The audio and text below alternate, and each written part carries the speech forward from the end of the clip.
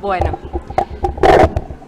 buenas tardes a todos y a todas. En primer lugar, también mis agradecimientos a la colegiatura y a la comisión y a la sede, digamos, del colegio aquí en la ciudad de Concordia, por haberme invitado a participar de estas jornadas preparatorias. Y también es un gran honor que podamos integrar estas jornadas preparatorias, 3 mujeres, contando sobre nuestras diferentes experiencias en nuestra actividad judicial diaria. La verdad es que celebro que la colegiatura haga este Congreso Provincial de Derecho, que es un ámbito propicio para que todos los operadores del derecho reflexionemos en Entre Ríos sobre todas nuestras temáticas, nuestras inquietudes, y particularmente celebro y agradezco que nos hayan conferido a la temática del derecho administrativo este espacio, porque el derecho administrativo, yo siempre digo, es uno de los derechos más locales, más entrerrianos, donde, como lo han podido apreciar con la espléndida y excelente exposición de la doctora Schumacher, donde nosotros tenemos nuestra propia identidad con institutos propios, y por eso es tan rico que nos detengamos a analizarlo, a pensarlo, a intercambiar inquietudes y opiniones. ¿Este era mi vaso o este va a ser? Yo empecé a tomar el tuyo. Bueno.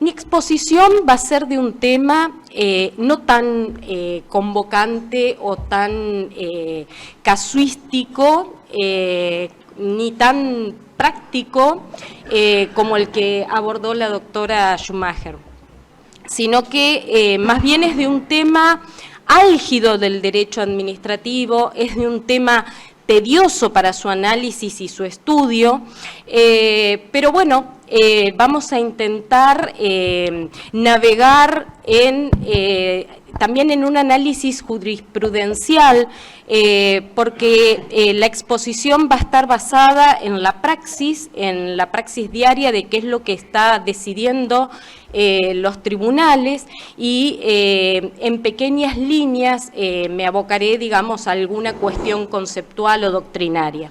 Porque esa es la riqueza que tienen todo este tipo de jornadas, el poder contactarnos con qué es lo que está ocurriendo en nuestra realidad diaria.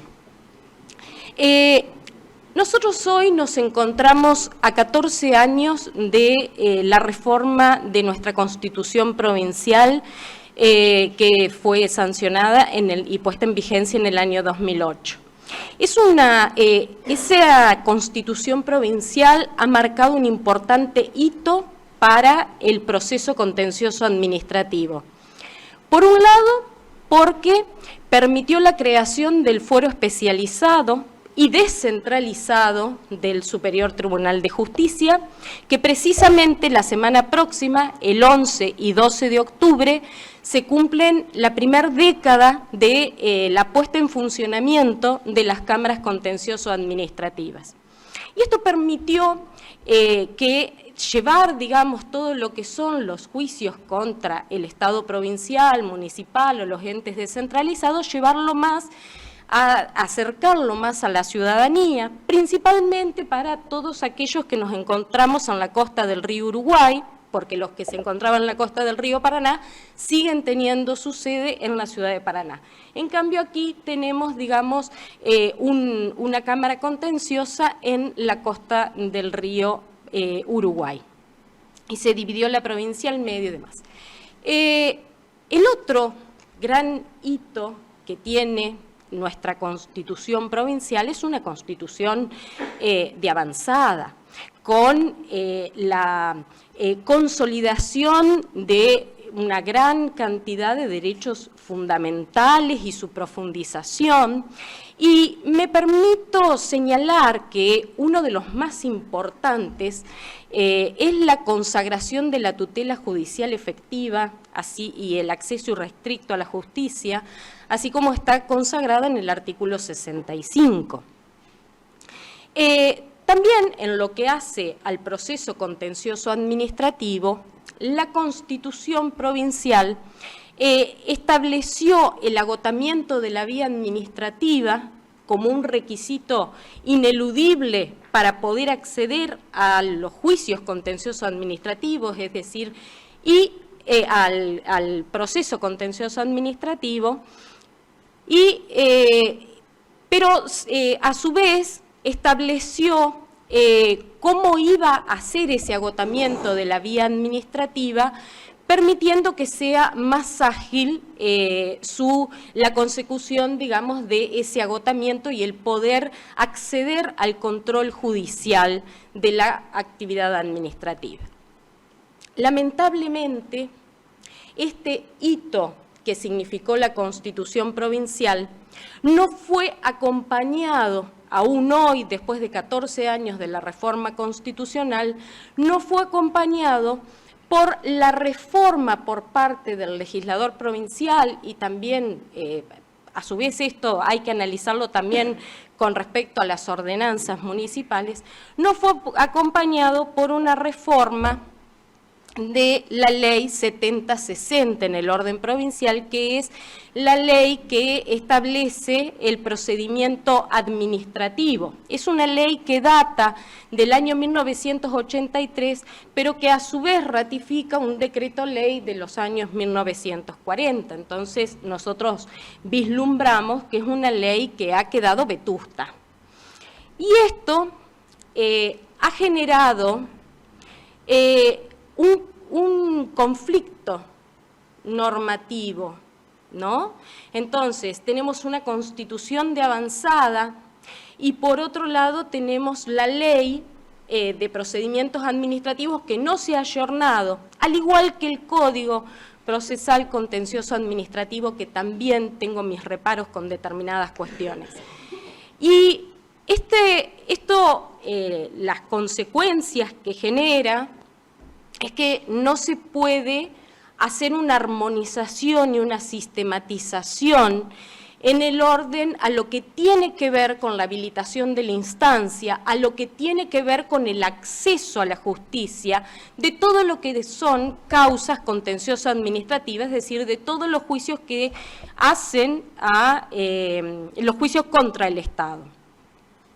Y se dejó librado esta problemática a la interpretación judicial, que no siempre ha sido unánime, uniforme. Eso genera, a su vez, en los operadores del derecho, inseguridad jurídica.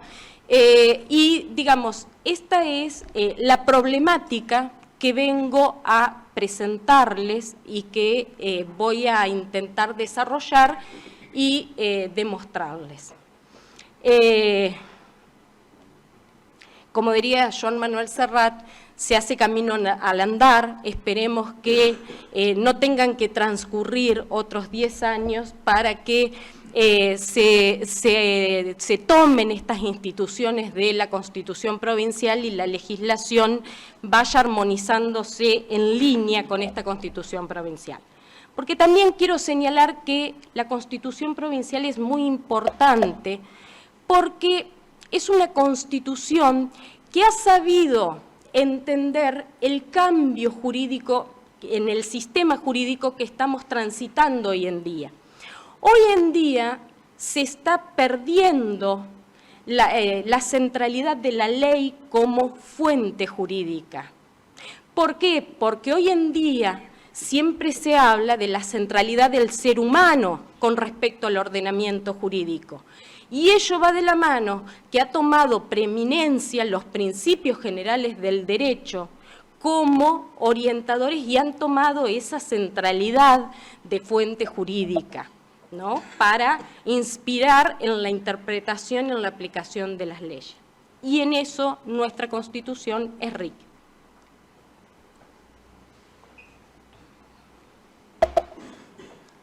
significa agotar la vía administrativa? Cuando me convocó Sonia Rondoni, que, perdón, mis mayores agradecimientos, Sonia, porque la verdad sos una genia organizando cosas y es un honor tenerte en nuestra ciudad de Concepción del Uruguay y que desde allí despliegues toda tu actividad y conocimiento. Cuando me convocó me dijo, quieren que abordes temas del procedimiento administrativo. Y bueno, quise quizás hacer un poquito de revisión entre lo que es el procedimiento administrativo y ese cabalgar entre el procedimiento administrativo y que después se deriva en el proceso judicial contencioso administrativo. Entonces, ¿qué significa agotar la vía administrativa? Es de la esencia del proceso contencioso administrativo entrerriano que cuando se va a demandar al Estado provincial, municipal, entes descentralizados, entes públicos no estatales, previamente se tuvo que hacer todo un trámite dentro de la propia vía administrativa, dentro de la propia administración, ¿no? Eso es agotar la vía administrativa, es decir, hacer todo un procedimiento en sede administrativa y cuando se cumplen determinados requisitos y determinadas condiciones, recién vamos a estar preparados para poder acudir y presentar una demanda ante la justicia. Bueno, ¿cuál es la finalidad de este tránsito previo por la vía administrativa? Y la finalidad son múltiples. Procura producir una etapa conciliatoria entre el ciudadano y la administración pública anterior al pleito. Procura dar a la administración la posibilidad de corregir o enmendar errores, o ya sea de interpretación o de conveniencia, errores que se hayan producido en instancias anteriores. Procura también que organismos superiores puedan controlar las decisiones dadas por organismos inferiores, ya sean si son legítimas o convenientes esas decisiones. También, en cierto modo, procura que solo lleguen a la justicia aquellos casos que no pudieron solucionarse en sede administrativa, y también se dice que es una necesidad que antes de demandar al Estado, para que no se demande un poder ante otro poder, ante el Poder Judicial, que previamente se le permita, digamos, a ese propio poder corregir sus errores antes de ser demandado ante el Poder Judicial. A su vez, todo esto, pero yo no me voy a referir, digamos, tiene toda una explicación histórica que proviene, digamos, de la Revolución Francesa y tiene su esencia allí. En Entre Ríos, como les dije, con la reforma constitucional, el agotamiento de la vía administrativa es un requisito constitucional. Antes de la reforma constitucional del 2008 era un requisito legal. Estaba establecido entre la ley 7061, el Código Procesal Administrativo, y la 7060.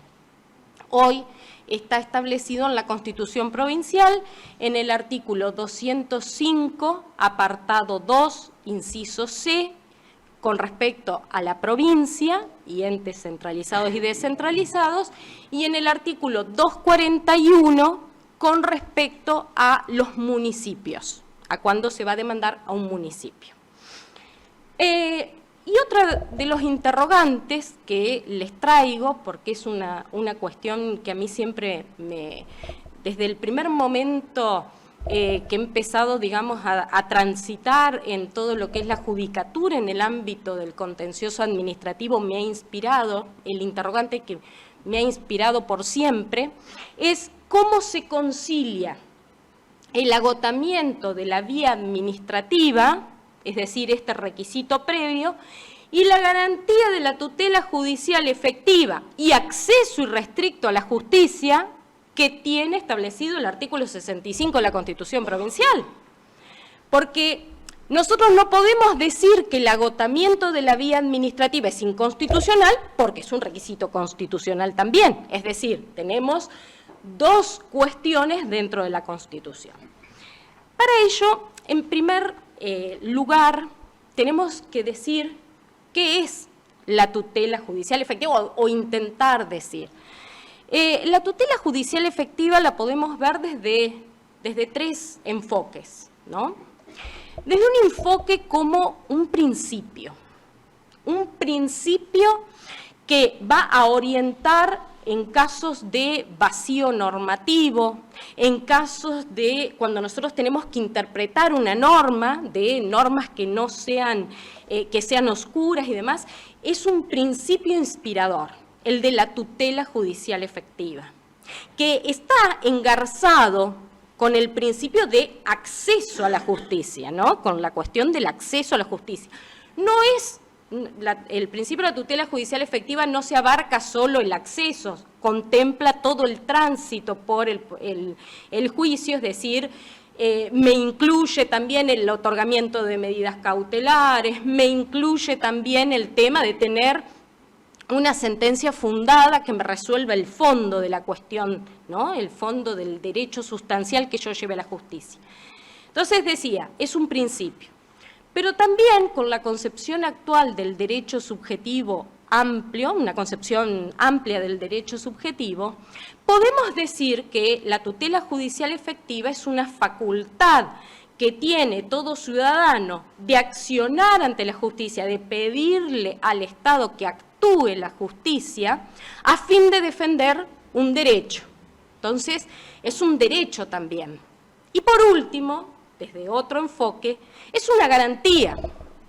La tutela judicial efectiva, junto con el derecho de defensa del artículo 18 de la Constitución Nacional y el de debido proceso adjetivo, es una garantía, porque me permite, es una herramienta, es un medio que me permite garantizar derechos sustantivos, ¿no? A través yo del poder acceder a la justicia, a través de tener una tutela judicial efectiva, voy a poder defender, es el medio que me permite defender mis derechos sustanciales, ¿no? Bueno, entonces, tenemos, esta, digamos, es lo que nos inspira. La tutela judicial efectiva también está muy protegida por el Sistema Interamericano de Derechos Humanos. Nosotros también la tenemos reseñada en los artículos 8 y 25 de la Convención Americana de Derechos Humanos. Ahora, ¿cómo lo compatibilizamos? Bueno, lo que tenemos que para decir, esta es mi impresión, es que si bien la Constitución garantiza el derecho a la tutela judicial efectiva, como cualquier derecho no es un derecho absoluto y puede ser limitado o pueden ser establecidas condiciones o requisitos por parte del legislador, ¿no? Entonces, siempre y cuando estas limitaciones, estas restricciones sean establecidas de manera razonable y que no generen una invalidación del derecho, ¿no? Como todo. Entonces, pueden establecerse limitaciones, y es más, el doctor García Puget siempre pone como ejemplo, para decir de la compatibilidad de la habilitación de la instancia y la tutela judicial efectiva, dice que hasta Propiamente, para nosotros acceder a un juicio ante la Corte Interamericana de Derechos Humanos, se establece en la Convención Americana que previamente debemos haber transitado por todas las instancias judiciales en la propia nación. Entonces, nosotros vemos que el mismo sistema interamericano de derechos humanos que reconoce la tutela judicial efectiva también tiene limitaciones o requisitos. Entonces, decimos, puede tener limitaciones, pero esas limitaciones tienen que surgir de la ley, tienen que ser interpretadas de forma restrictiva. Cuando la ley deje algún resquicio, sea oscura, lo que tiene que primar es el principio de la tutela judicial efectiva, que va de la mano del principio pro acciones, ¿no? A favor de la acción, a favor del acceso a la justicia. A su vez, no pueden, los requisitos tienen que ser precisos, concretos, claros, que no sea un camino lleno de obstáculos donde el ciudadano y el operador jurídico no sabe que ahora qué pongo, este recurso, no pongo el otro, que cuántos días, tengo 5, tengo 10, no, tiene que ser algo claro. Y por último, no se puede aplicar por analogía disposiciones que establezcan requisitos para acceder a la justicia, no pueden ser aplicadas por analogía, donde hay un vacío, siempre y cuando esa analogía sea en perjuicio de la persona. ¿Me entienden? O sea, si estamos en un municipio que no tiene ordenanza de trámite administrativo y no me estableció que luego de la resolución del intendente se tiene que presentar un recurso de reconsideración dentro de los 10 días, yo no puedo decir, la ley 7060 provincial la aplico por analogía y usted tenía 10 días para interponer y tenía que interponer el recurso de reconsideración. No, porque estoy aplicando por analogía una norma que va a restringir el derecho de acceso a la justicia. Entonces, en esos supuestos tiene que primar el principio de la tutela judicial efectiva. Así, esa sería, digamos, siempre la forma en la cual vamos a lograr compatibilizar ambos institutos, ¿no? Entonces, puede haber limitaciones, pero esas limitaciones deben provenir de la ley, tienen que ser claras y concretas, y siempre que el intérprete se siente a analizar, tiene que analizarlo aplicando el principio indubio pro actione. En caso de duda, habilito la acción, porque ese es un derecho humano fundamental.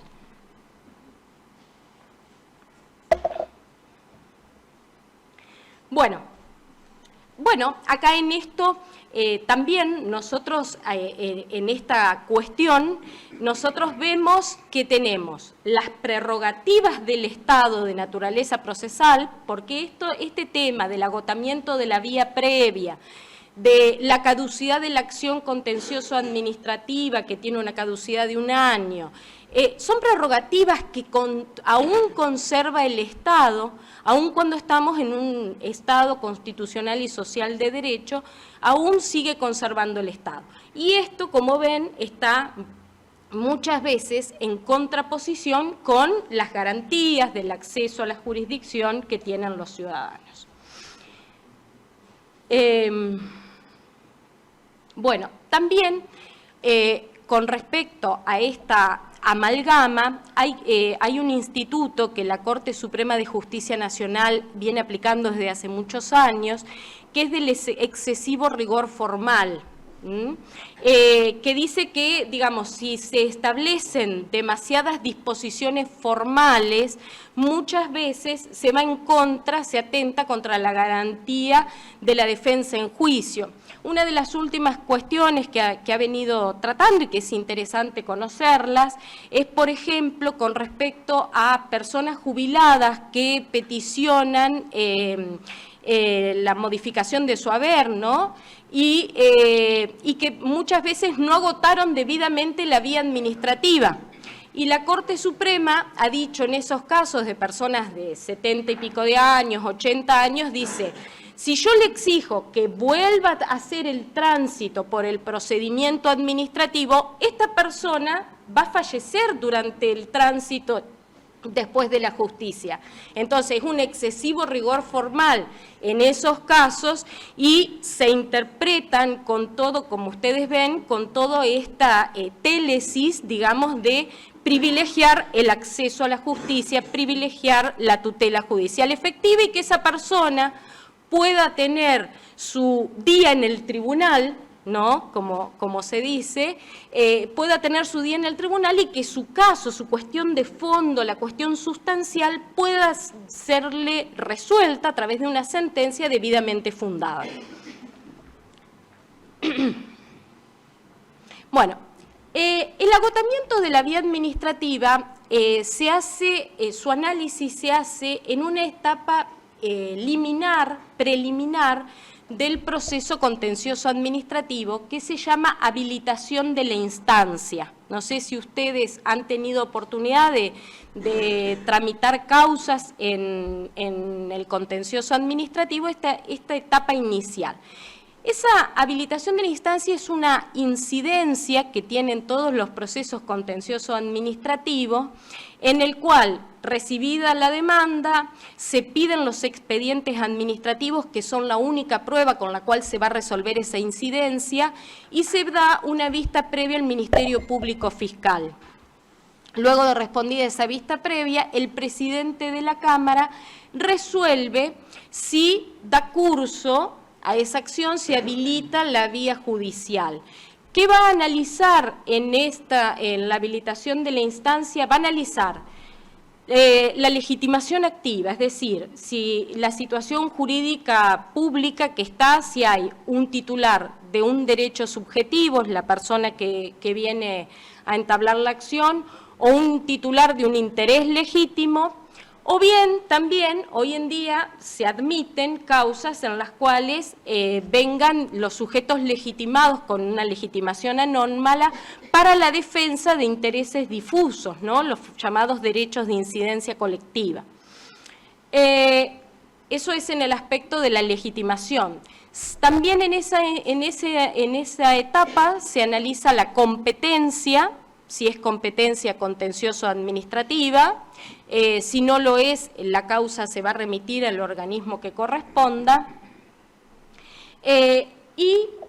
Por último, también se analiza el agotamiento de la vía administrativa, la caducidad de la acción, si se abonó el solver repet en las causas que son tributarias, la caducidad, no recuerdo si ya la dije. Bueno, con respecto al agotamiento de la vía administrativa, el artículo 4 del Código Procesal Contencioso Administrativo establece que para poder demandarse, tiene que existir una resolución definitiva dictada en sede administrativa.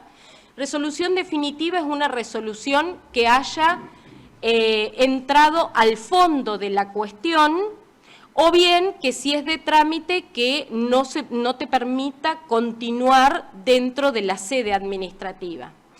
Y por último, que cause estado. El que cause estado es decir que haya sido dictada por la más alta autoridad, dependiendo de los diferentes casos, y que por lo tanto podemos ya acudir a la vía judicial. Bueno, ahí comienzan los problemas.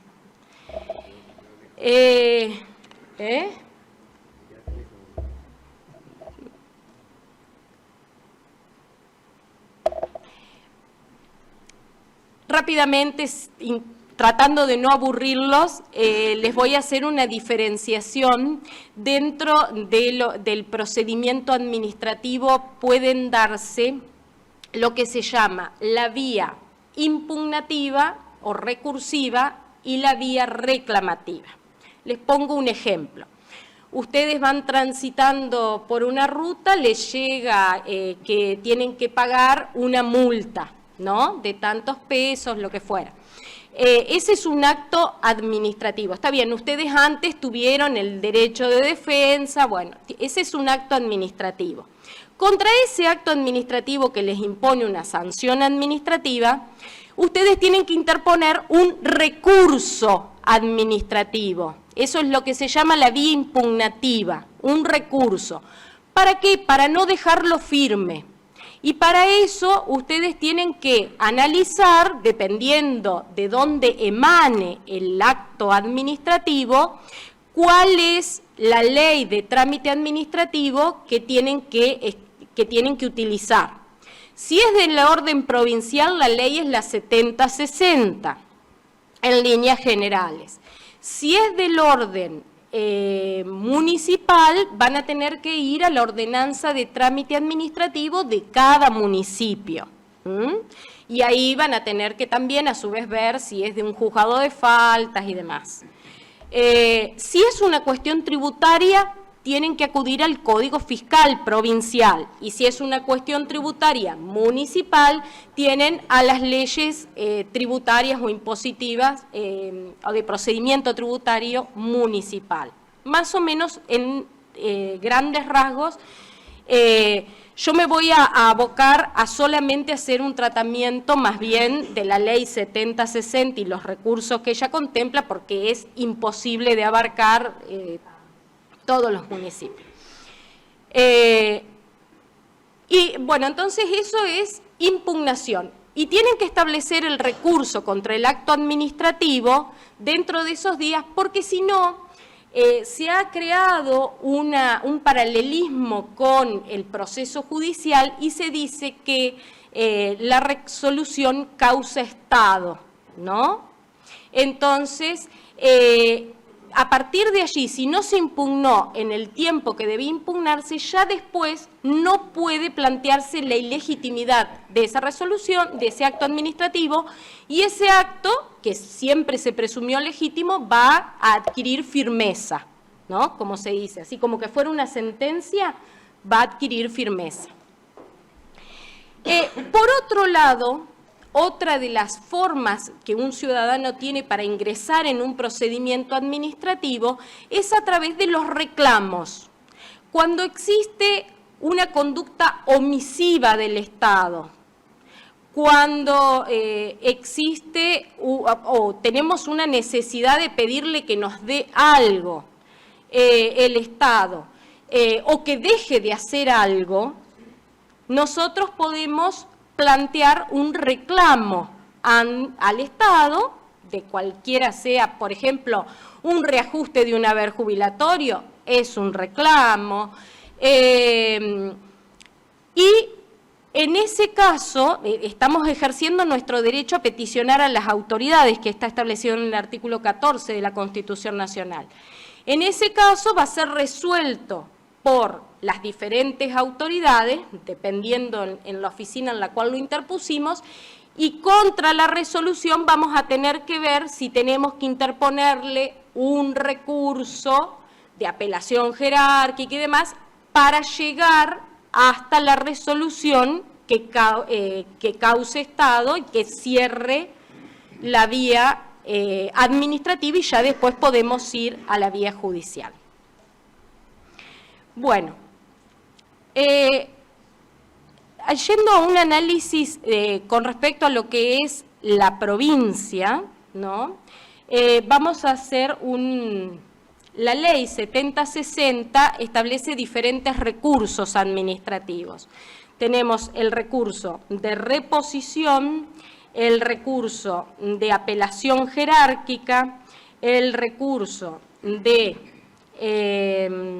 apelación disciplinaria, lo estoy buscando, bueno, de apelación disciplinaria, espero acordarme de todos, de aclaratoria, de revisión, de queja y de gracia. Solamente voy a delinearles dos recursos, que es el de revocatoria y el de apelación jerárquica. El recurso de revocatoria se presenta ante el mismo órgano o ente que dictó el acto administrativo. Si estamos en instancias inferiores, es voluntario, se interpone dentro de los 5 días de notificada la resolución. Ahora, si el acto emana, esto dice el artículo 57, si el acto emana originariamente del Poder Ejecutivo, es decir, del gobernador, es necesario, sea de oficio o a pedido de parte, interponer este recurso de revocatoria, ya vamos a ver diferentes cuestiones, y el plazo de interposición es de 10 días.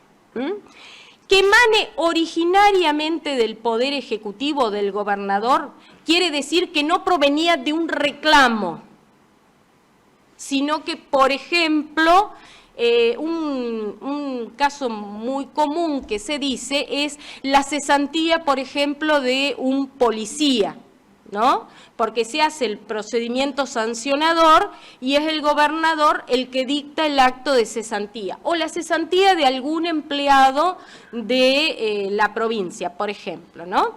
Entonces, en estos casos, según la ley 7060, la revocatoria es necesaria. En esto vamos a ver diferentes jurisprudencias. Por otro lado, entre los artículos 60 al 67, la ley 7060 regula el recurso de apelación jerárquica y procede contra un acto o decisión de una autoridad administrativa sometida a vínculo jerárquico, es decir, si estamos en la administración centralizada, un secretario, algún ministro, vínculo de control jerárquico o control de legitimidad, con el objeto que el acto sea modificado o revocado al transgredir normas legales. También procede, por ejemplo, respecto a decisiones adoptadas por entes autárquicos y que después se interponga el recurso de apelación jerárquica ante el gobernador, y es lo que se llama el control de tutela. Se presenta ante el superior fundando sus conclusiones dentro de los 5 días. Si se interpone ante el Poder Ejecutivo, el plazo es de 10 días desde su notificación. Entonces tenemos que ir haciendo la escalerita, desde las autoridades inferiores hasta llegar a la máxima autoridad, que es el gobernador dentro de la administración centralizada. Bueno, y acá vamos a empezar a ver diferentes cuestiones. Digamos, los conceptos generales, vamos a empezar a ver diferentes situaciones, de hecho. Dentro de lo que es la administración centralizada, ¿no? El Poder Ejecutivo, provincial, Poder Ejecutivo con sus ministerios, secretarías y demás. Si un acto es originario, es decir, un acto administrativo que emanó, no provenía es un acto dictado por el Poder Ejecutivo, ¿no? El gobernador, y es de oficio, es decir, no venía por medio de un reclamo. Ahí se debe interponer la revocatoria necesariamente, exige la revocatoria necesariamente. El Superior Tribunal de Justicia ya en la época, estas causas del Superior Tribunal de Justicia son en la época que tenía la competencia originaria, no en competencia a través del recurso de inaplicabilidad de ley. Así lo han entendido las causas en la Cámara Contencioso número 2 también y la Cámara Contencioso número 1, ¿no? Ahora, les quería comentar con respecto a esa situación un fallo dictado hace muy poco por la Corte Suprema de Justicia de la Nación, no tampoco, pasan los años tan rápido, es del 3 de marzo del 20, no es tan poco, pero bueno. La causa se llama Ramírez Alfredo contra Provincia de Formosa. Es muy interesante porque la provincia de Formosa tiene una ley de procedimientos administrativos similar a la nuestra. Formosa, Corrientes y Entre Ríos tienen la misma ley, tanto el Código Procesal como la Ley de Procedimientos Administrativos. De las tres, el autor había sido el doctor Gordillo. El autor intelectual, ¿no? Bueno, en esa causa era un supuesto, digamos, de una persona que transitó un sumario administrativo, le dictan el acto de sanción, cesantía, lo que fuere, no interpone la revocatoria necesaria, el acto de sanción había sido dada por el gobernador, porque era de la provincia de Mendoza, no interpone la reconsideración y va directamente a la justicia. En las instancias anteriores y en sede en la propia provincia le habían dicho que no había agotado la vía como correspondía, que él tenía que interponer ese recurso administrativo, porque el acto era originario y de oficio.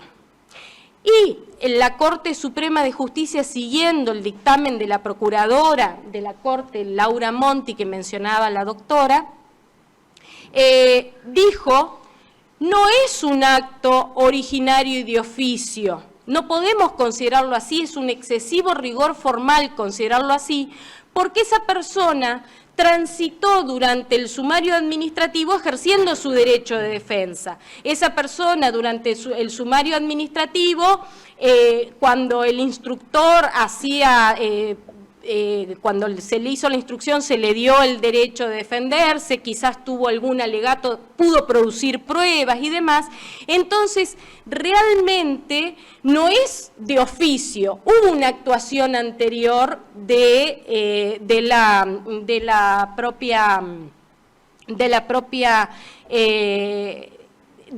persona que le postulaba sus derechos, y entonces hubo una denegatoria a sus derechos. Y dijo que era un excesivo rigor formal exigirle, nuevamente interpongo una reconsideración al gobernador para que le vuelva a decir que no.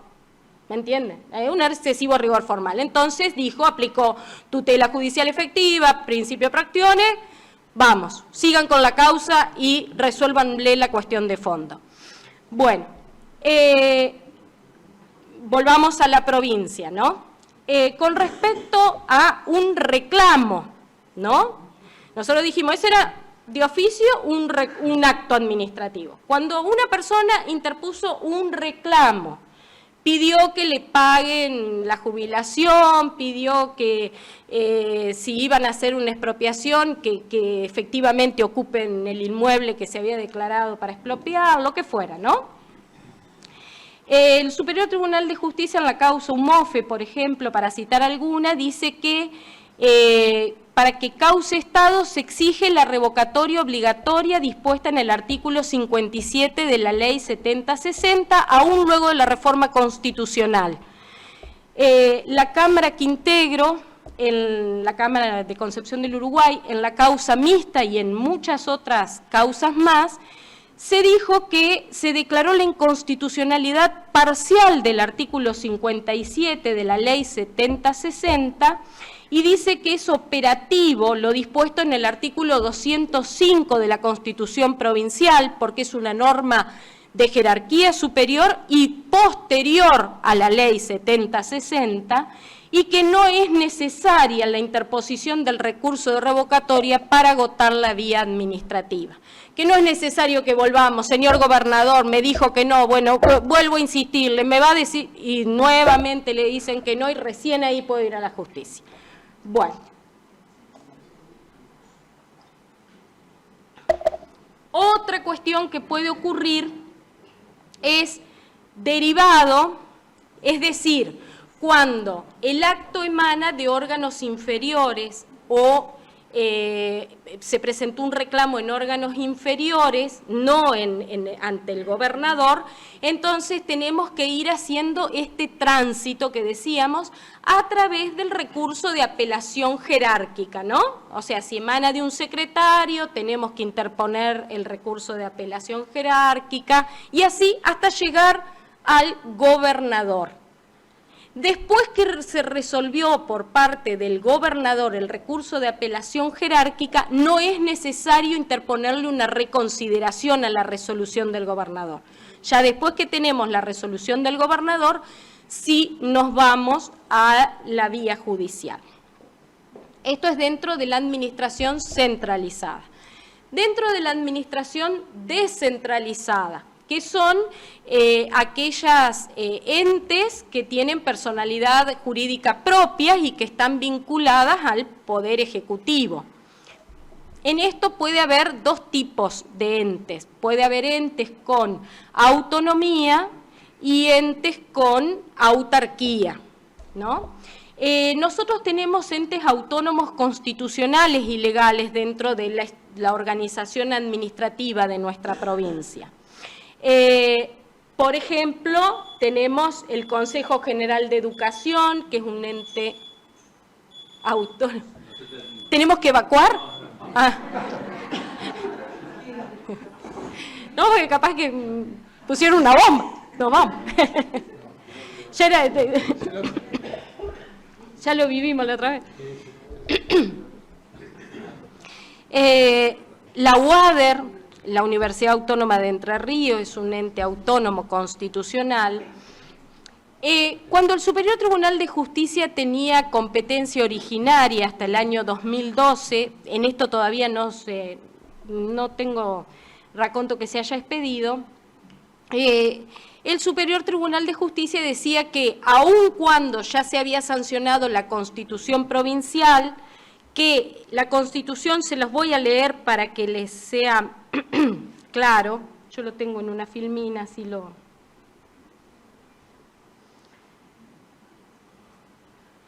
Dice así, en el 205, en las causas contenciosas administrativas atinente al reconocimiento de los derechos previa denegación o retardo de la autoridad administrativa competente en la forma en que lo determine la ley respectiva. La vía judicial quedará directamente habilitada a partir de la denegación expresa o tácita dictada, según los casos, por el gobernador, el presidente de cada una de las cámaras legislativas, el Superior Tribunal de Justicia en actos de gobierno o mediando resolución definitiva de los entes autónomos o autárquicos o de los ministros en los casos que las leyes lo establezcan.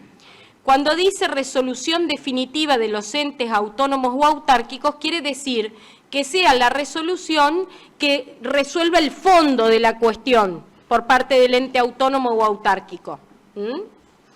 En esos casos, según el diseño que hace la Constitución provincial, si, por ejemplo, nosotros le pedimos a la Caja de Jubilaciones, que es un ente autárquico, un reajuste de un haber jubilatorio, cuando resuelve denegarnos el reajuste del haber jubilatorio, ya podemos ir directamente a la vía judicial. Eso es lo que dice el artículo 205 de la Constitución provincial.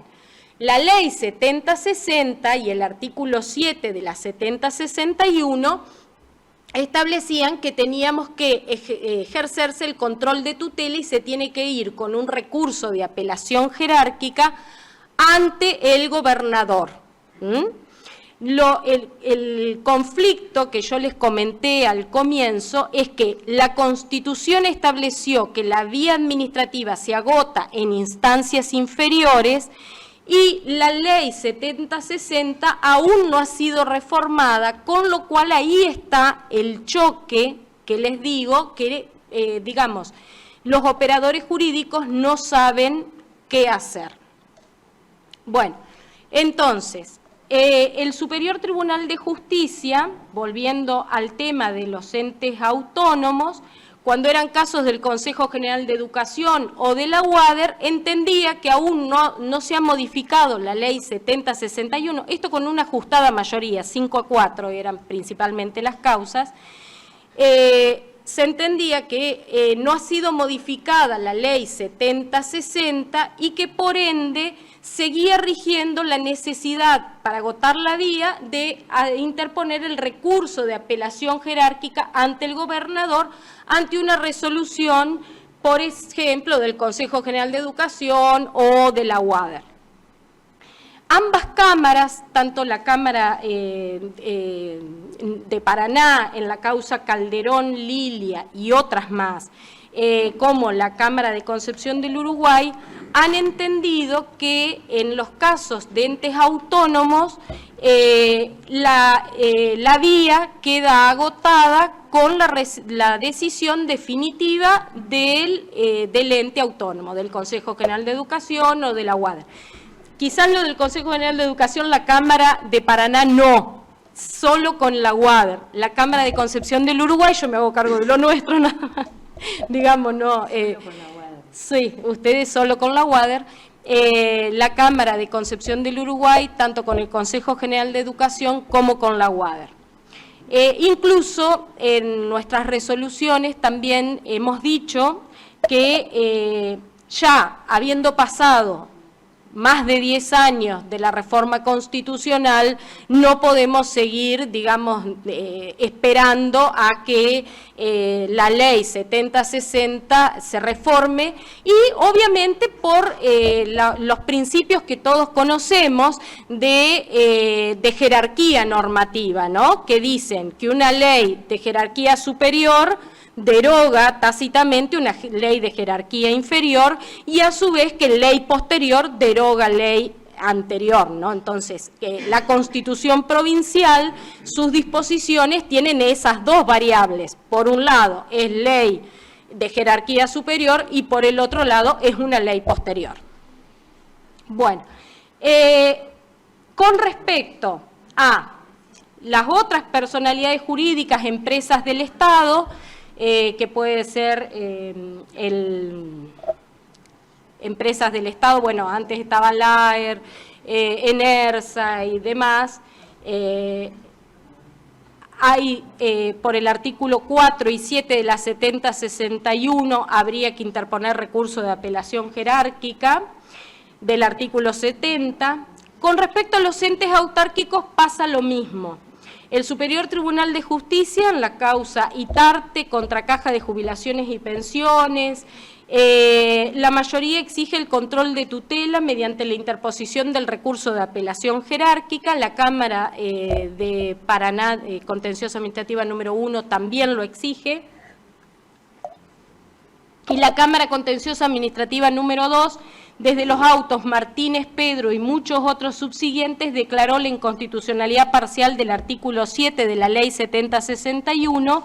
En cuanto a su redacción, se extrae la existencia de un presupuesto imperativo para el acceso a la justicia en contradicción con la Constitución después de su reforma en el 2008 y, por lo tanto, la Cámara de Concepción del Uruguay entiende que con la resolución definitiva del ente autárquico se agota la vía administrativa y es directamente operativa, digamos, lo dispuesto por la Constitución provincial.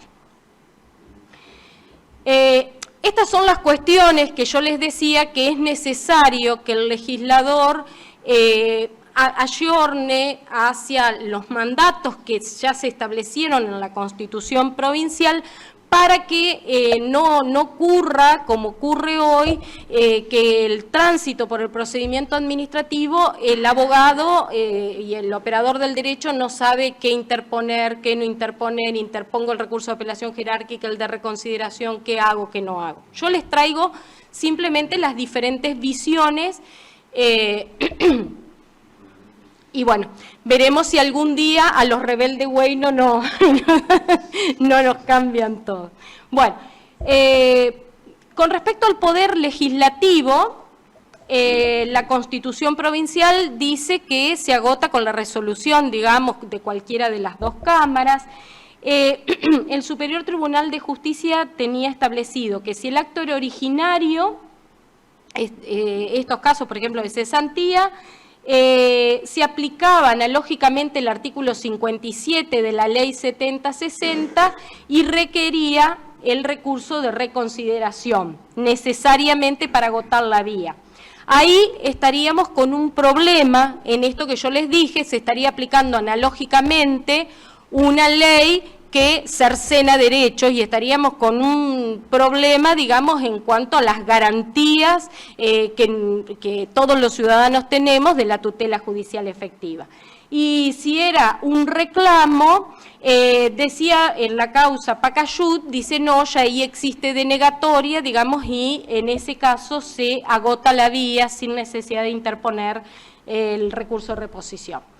Con respecto al Poder Judicial, se aplican los mismos lineamientos que con respecto al Poder Legislativo. El tema es que ni el Poder Legislativo ni el Poder Judicial tienen una ley de procedimiento administrativo. Con respecto a los municipios, el artículo 241 establece, de la Constitución, que la instancia quedará agotada con la denegación expresa o tácita dictada, según los casos, por el presidente municipal y el vicepresidente municipal respecto de los asuntos del Consejo Deliberante. Es decir, si hay una sanción aplicada a un empleado del Consejo Deliberante, que la sanción se le aplicó el Consejo Deliberante, la vía queda agotada con la resolución del vicepresidente municipal. La Constitución provincial en esto dividió ambas órbitas, ambos departamentos del municipio, y ya no permitió más el cruce porque, como ustedes saben, antes contra la resolución del presidente municipal se tenía que interponer un recurso de apelación contra el ante el Consejo Deliberante. Ahora cada uno de los departamentos quedó independiente. El Superior Tribunal de Justicia, ya desde la causa Kodak, Esteves, Cafferata, dijo que la Constitución era directamente operativa. Por lo tanto, en estos casos, aun cuando las ordenanzas municipales no se hayan ayornado, digamos, a la Constitución, regía esto que no era necesario el paso hacia el Consejo Deliberante. Prácticamente hoy en día todos los municipios, acá este municipio antes seguía teniendo el paso, pero ahora ya prácticamente todos han cambiado. Hay una cuestión interesante para analizar, y es si el acto es originario del presidente municipal, esto que dijimos, si es originario de oficio, y fue dictado de oficio, es decir, una cesantía, por ejemplo, de un empleado, debe analizarse la normativa municipal. Si la ordenanza municipal establece el recurso de revocatorio de reconsideración de forma necesaria, hay que interponerla para agotar la vía. Si no lo establece, con la decisión del presidente municipal se estaría, digamos, por esto que no podemos establecerle requisitos de plazo, de esto, de lo otro, a los ciudadanos, porque cuando lo sacamos de un oráculo, digamos, no es una ley que esté establecida concretamente. Entonces, si la ordenanza municipal no prevé el recurso de reposición o revocatorio obligatorio, no es necesaria su interposición. Después, con respecto a los municipios, con relación a los jueces de faltas municipales, la Cámara Contencioso número 2, la vía, ahí le traje uno de los casos, la vía se agota con el recurso de apelación jerárquica ante el presidente municipal. O sea, dictada la resolución por el juez de falta municipal, hay que interponer un recurso de apelación jerárquico ante el presidente municipal. Eso se extrae de los artículos 118 y 11, inciso H, de la ley 10.027. Un tema muy difícil de discernir y que hemos tenido algún que otro caso son los entes descentralizados municipales, porque casi ninguna ordenanza de trámite administrativo prevé cómo es el control y si tienen control de tutela. Entonces ahí principalmente siempre debe inspirarnos, o sea, hay veces que se les exige que sí emane, digamos, del presidente municipal, digamos, que vayan hasta el presidente municipal, porque la Constitución solo previó, digamos, esa situación. Y de los colegios profesionales se rigen por las respectivas leyes de creación o reglamentos dictados para cada uno. Otra cuestión para acceder al proceso contencioso administrativo es cuando no tenemos resolución, o sea, cuando presentamos el recurso y no lo resuelven y transcurre el plazo que tiene la administración para resolver y no se resuelve, es decir, el silencio administrativo o la denegatoria tácita. En esos casos es jurisprudencia de que no es necesario interponer la queja y el pronto despacho, y tampoco interponer el recurso de apelación jerárquica, y en esos casos de denegatoria tácita, el artículo 5 del Código Procesal Administrativo admite, digamos, la presentación de la demanda, y en el artículo 19, con respecto a la caducidad, dice que no se va a tener, no se van a aplicar los plazos de caducidad ante los casos de denegatoria tácita. Un tema muy interesante que está regulado en la Constitución provincial es el amparo por mora, en el artículo 57 de la Constitución provincial. Es decir, cuando hay una denegación, un silencio por parte de la administración, a fin de instar para que se resuelva esa cuestión en sede administrativa, se puede interponer el amparo por mora. Y si el juez hace lugar a la acción de amparo por mora, le da un plazo a la administración para resolver, pero si la administración no lo resuelve, la propia Constitución establece que queda ya habilitado para interponer la acción contencioso-administrativa. Se considera agotada la vía. Lo que sí es interesante, en el Superior Tribunal de Justicia ha resuelto que para llegar al amparo por mora debió interponerse antes el recurso de queja. Bueno, otra de las cuestiones importantes cuando se prepara una demanda contencioso-administrativa es que en el objeto de la demanda y en la demanda se tiene que pedir la declaración de nulidad de todos y cada uno de los actos administrativos que integran el procedimiento administrativo. Es decir, si ustedes vinieron a través de recurso de apelación jerárquica subiendo las escaleritas, tienen que pedir la nulidad del primer acto, del segundo, y así hasta llegar al decreto del gobernador, por ejemplo. Y tienen que, bueno, obviamente hacerse cargo de las cosas, lo que le han contestado y rebatir los fundamentos que le han dicho en esos actos administrativos. Para esto es muy interesante que lean la causa Ceballos, que en esa causa del Superior Tribunal de Justicia dictó doctrina casatoria, después se ha seguido aplicando en una serie de fallos más, y allí, digamos, también postulan estos conceptos, digamos, y ya esto es doctrina vinculante, de que se tiene que pedir la nulidad de cada uno y todos los actos. Con respecto a la caducidad de la acción, si hay denegatoria expresa, la acción caduca al año, a contar del día siguiente al de la notificación. Esto está en el artículo 19 de la Ley de Procesos Constitucionales, el Código Procesal. Si hay denegación tácita, no caduca. Allí se aplican los plazos de prescripción y la acción de lesividad no caduca. Les traigo a cuento una jurisprudencia de la Cámara Contenciosa que integro, en las causas Lago Blanca, Lucero Nélida, Brelis María Angélica, que eran casos donde lo que pretendía, digamos, la persona era el derecho a la jubilación o el derecho a la pensión.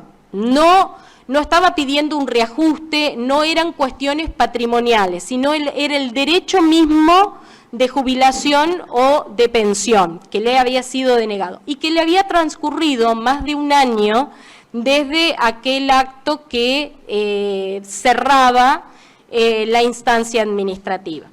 Allí, aplicando, reconociendo que el derecho al beneficio de pensión o jubilación no caduca, atento que son derechos imprescriptibles y a que, reconocido constitucionalmente su carácter integral e irrenunciable de estos derechos, habilitamos la vía contencioso-administrativa. Tengo entendido que la Corte Suprema de Justicia de la Nación tiene jurisprudencia en este sentido cuando son temas previsionales, ¿no? Y que hacen al derecho de la seguridad social o de la previsión misma. No se está reclamando una cuestión diferente, es el reclamo de cuestiones patrimoniales derivadas, digamos, del derecho a la pensión o del derecho a la jubilación.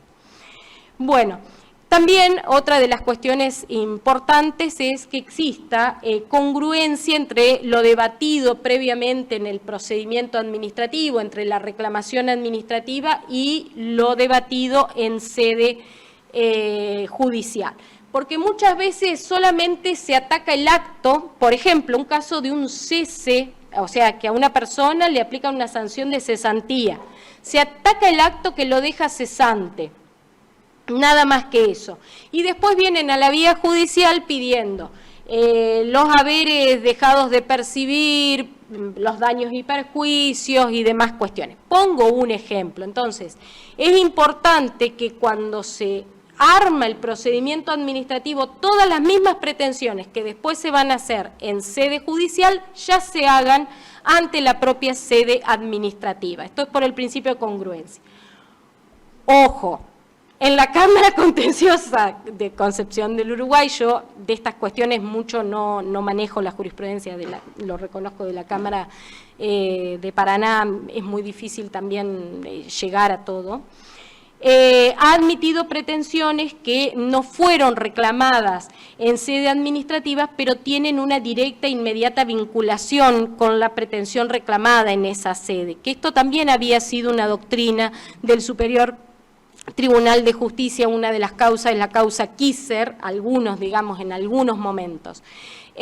Por ejemplo, en este caso, una cesantía, solamente se discutió la sanción de cesantía, es como implícito que también se estaba pidiendo los haberes caídos, digamos, cuando emana como implícito esa pretensión, hemos habilitado digamos, imbuidos con toda esta cuestión, digamos, de poner en movimiento y hacerlo vivo al principio o al derecho de la tutela judicial efectiva y en principio pro actione. Bueno, aquí tienen diferentes causas que, como lo dejo con jurisprudencia del Superior Tribunal de Justicia. Bueno, otro de los requisitos es que actos reproducidos de otros anteriores no procede la acción contenciosa administrativa. Acá me quiero detener con respecto a la pretensión de responsabilidad y acá retomo determinadas cuestiones que dijo Gisela. Con respecto a la pretensión de responsabilidad, como bien dijo Gisela, no todas las cuestiones de daños y perjuicios, de responsabilidad, van a tramitar en los juzgados civiles y comerciales. Nuestro Código Procesal Contencioso Administrativo también desde siempre contempla la pretensión de daños y perjuicios en el artículo 17, inciso C. Es decir, si pongo nuevamente el caso de la cesantía, si la persona que fue dejada cesante por mal, un sumario administrativo hecho mal, supongamos, ¿no? O tuvo daños y perjuicios que le emanaron, digamos, porque tuvo que estar afuera de la administración pública hasta que tramite todo el juicio y demás, puede peticionar, unir a la impugnación del acto administrativo que le decretó la cesantía, unir el pedido de la indemnización de los daños y perjuicios. También en un tema contractual, en contrato de la administración pública, que son, o ante cualquier cuestión de un acto administrativo del cual la persona, el ciudadano, dice, este acto administrativo es ilegítimo y me generó daños y perjuicios. Bueno, puedo pedir la indemnización de los daños y perjuicios, eso está habilitado a pedirlo conjuntamente con la demanda contencioso-administrativa. Esto está habilitado en el artículo 17, inciso C del Código Procesal Administrativo. Comúnmente, antes de la ley 10.636, siempre se ha exigido en la jurisprudencia que la indemnización de daños y perjuicios también sea reclamada. Por esto de la congruencia, es decir, yo ataco la sanción de cesantía, pido los daños y perjuicios, tengo que pedirlo en sede administrativa para poder después en sede judicial pedirlo también. La Cámara Contenciosa Administrativa número 2, luego del dictado de la ley 10.636, dice: si la ley 10.636 para cuestiones contractuales, como dijo la doctora Schumacher en el artículo 10, dice que se va a aplicar supletoriamente, si no está previsto en su normativa específica de responsabilidad contractual, en la ley de obras públicas, en la ley de contrataciones, si no está previsto ahí, se va a aplicar las disposiciones de la ley 10.636 subsidiariamente. Y en el artículo 7 se dice que la reclamación administrativa previa es voluntaria, no es exigible el tránsito previo del agotamiento de la vía para los daños y perjuicios. No podemos exigirlo para las causas de responsabilidad extracontractual del Estado y exigirlo para las causas que vienen al contencioso administrativo en instancia originaria, porque yo primero tengo, como dijo la doctora Schumacher, primero tengo que declarar la ilegitimidad de ese acto, y si de ese acto se derivaron, que era ilegítimo, se derivaron daños y perjuicios, yo puedo reclamar los daños y perjuicios. Entonces, nosotros, si no se reclamó en sede administrativa, decimos, y aplicamos una interpretación integradora y decimos: en todas las cuestiones de responsabilidad del Estado, sea contractual, sea extracontractual, derive de un acto administrativo esa responsabilidad, no es requisito necesario el agotamiento de la vía administrativa respecto a eso. Es decir, si no lo pusieron cuando impugnaron el acto administrativo y después lo piden en la demanda, lo admitimos. También con principios pro actione, tutela judicial efectiva, acceso irrestricto a la justicia, porque no podemos tener ciudadanos de primera y ciudadanos de segunda. No puede ser que ante el caso de mala praxis no es necesario el agotamiento de la vía y ante el caso de la cesantía sí le exijamos el agotamiento de la vía. Tenemos que tener un sistema coherente, cohesionado, donde todos los ciudadanos le garanticemos el derecho al acceso a la justicia, a la tutela judicial efectiva. Bueno, y después se dan situaciones de la pretensión de interpretación. Es una pretensión muy específica que tiene el proceso contencioso administrativo, está en el artículo 17 del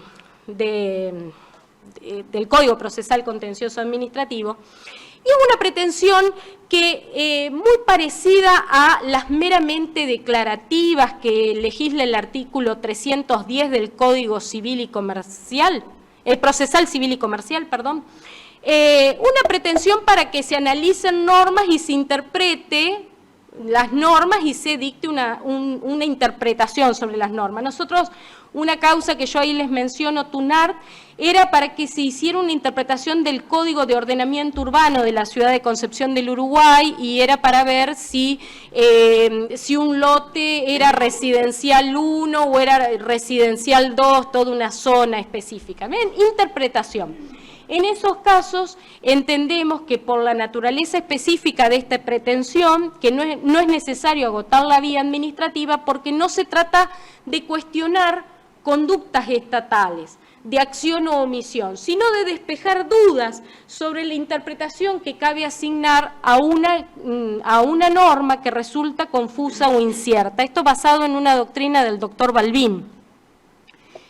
Asimismo, con la misma télesis, con la misma interpretación, hemos receptado acciones meramente declarativas en cuestiones tributarias, en cuestiones de diversa índole, en las cuales no se ha exigido el agotamiento de la vía administrativa previa y solo el cumplimiento de los requisitos del artículo 310 del Código Procesal Civil y Comercial. Allí les traigo algunas causas: Molinos Benvenuto, Robelo Carranza, Sociedad Española. Todas esas causas son cuestiones tributarias.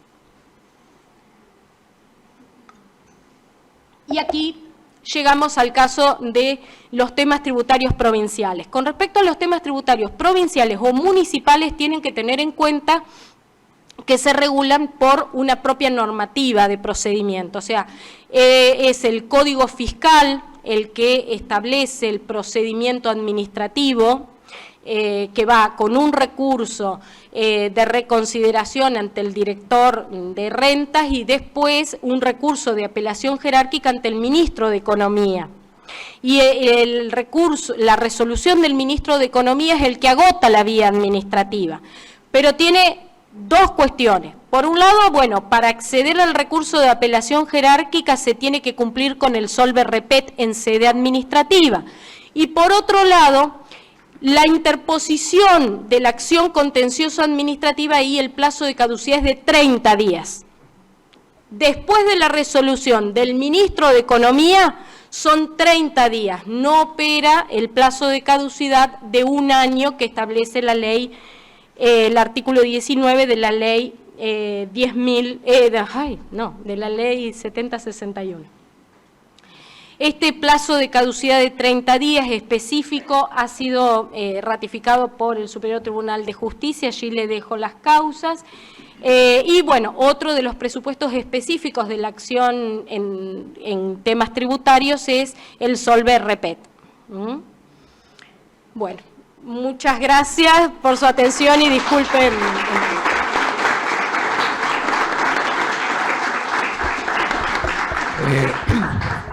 Muchas gracias, doctora. Muchas gracias.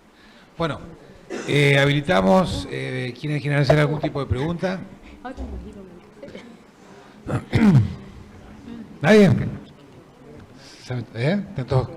¿Todos quieren hacer un break? Bueno, muchas gracias a ambas. Vamos a... ¿Así? Perdón. No, tengo una pregunta sobre la... Para ambas sería... Qué suerte. Pero es una pregunta mía. Si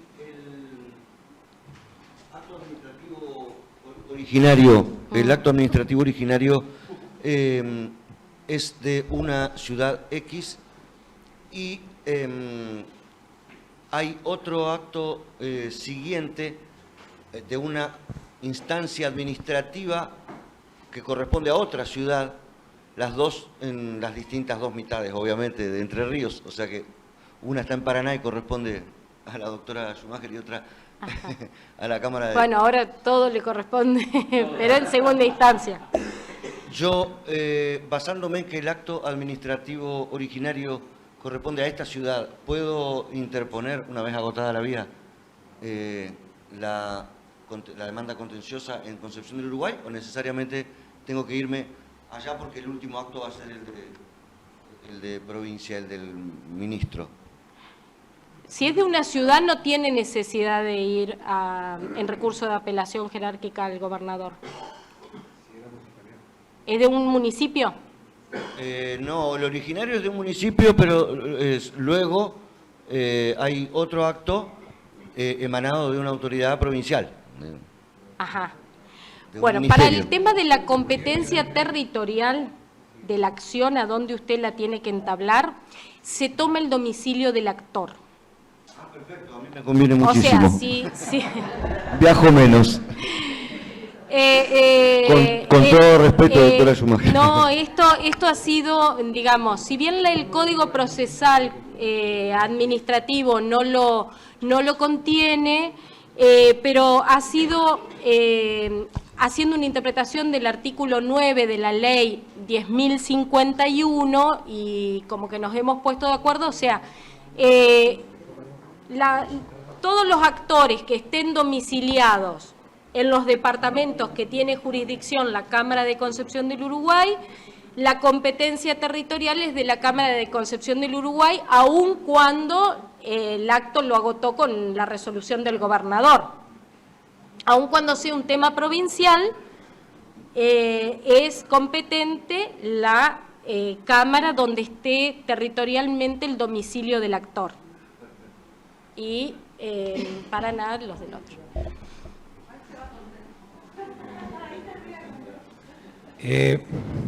Bueno, vamos a hacer un break. Pasamos a tomar un café y seguimos en 15 minutos más o menos. Gracias.